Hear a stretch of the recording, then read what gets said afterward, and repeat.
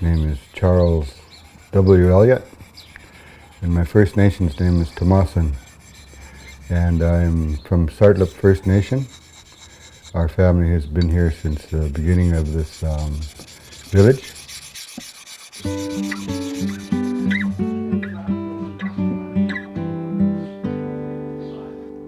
I took up carving when I was about probably 10, 12 years old. I started off by carving little tiny canoes. They were quite easy to carve, pointed ends, and dig them out the best I could.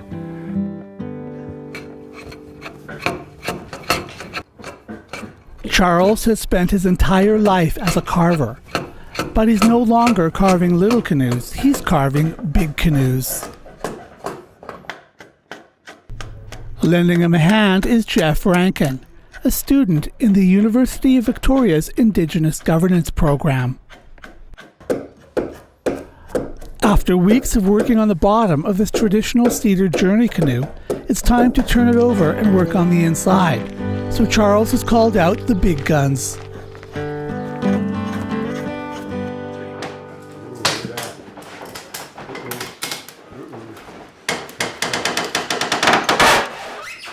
So we are saltwater people. We've been around the water. There was always canoes made and paddles made, and canoes for different reasons.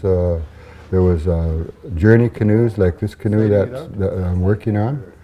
There were bay canoes for in the bay, and they were small, and one man could paddle it or they could row it. And then there was river canoes, which we didn't make too many of because I explained we didn't really have a river, but they were shallow and flat, very flat bottom, so they could, miss the rocks and that. The history of canoes and how they were made and used is long and vast. If you don't have someone like Charles to talk to, one place to learn more about them is at the Museum of Anthropology at UBC. It was a canoe that Bill Reed made in 1985. It's his prototype before he did the big dutas.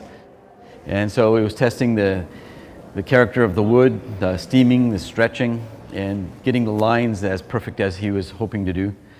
It was also great that in doing a canoe of this scale, he was able to then move it up into the size of lutas and produce an amazing, beautiful ocean-going canoe. Red cedar, of course.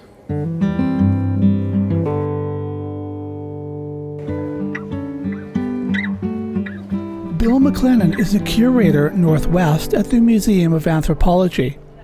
He's been working with First Nation artists for over 36 years. The earliest descriptions of canoes are, of course, from the European explorers. And it's always interesting when the scale of some of the canoes were twice as long as the European exploring sailboats and that.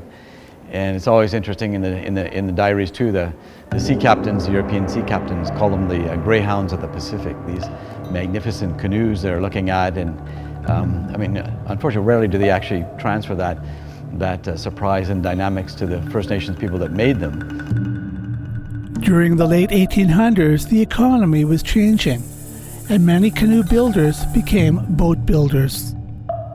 But those same people used their traditions, their knowledge to start making, gill netters and sealing schooners and seine boats, and some of the most fabulous fish boats on the coast were made by First Nations, using the traditions and their knowledge of, bending and steaming wood and creating with wood.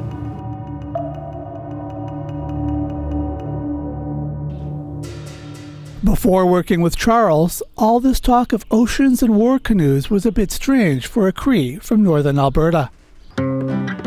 Woods Plains Cree culture is different from Coast Salish culture in the sense that the feel is much more directed towards the ocean and what the ocean can give to you, and it's coastal living is definitely derived from the ocean and being with the ocean and everything that the ocean is able to give back to you. So that's for them. It's their center, and for us, it's the land.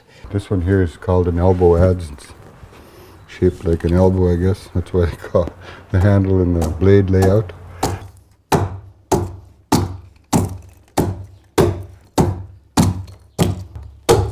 Working with wood is a tradition that goes back thousands of years, and it brings to me the great satisfaction and joy.